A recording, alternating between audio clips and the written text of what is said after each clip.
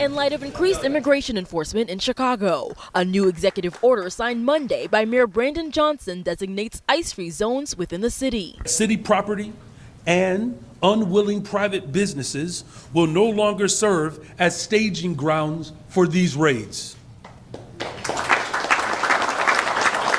The order prohibits ICE agents from using city-owned property to make arrests. Johnson says signs will be posted at city properties, including in the parking lots of Chicago Public Schools and Chicago Park District field houses. The fact is, we cannot allow them to rampage throughout our city with no checks or balances. Nobody is above the law.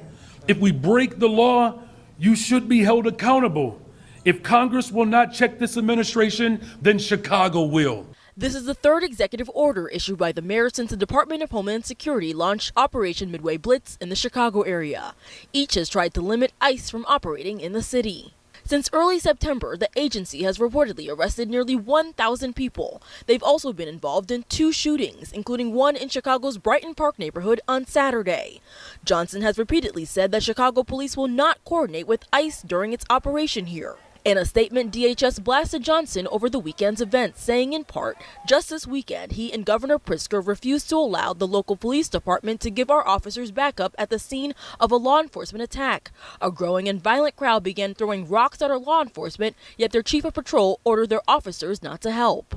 DHS is referring to a rumored internal CPD memo circulating online, indicated that the chief of patrol told officers responding to the Brighton Park shooting to stand down. Speaking to reporters this afternoon, CPD Superintendent Larry Snelling disputed the notion. He said not only were his officers on scene for hours, but they were even hit by tear gas. Those who will tell you that our officers weren't there, say that to the 27 officers who were affected by the chemical agents that was deployed by federal agents.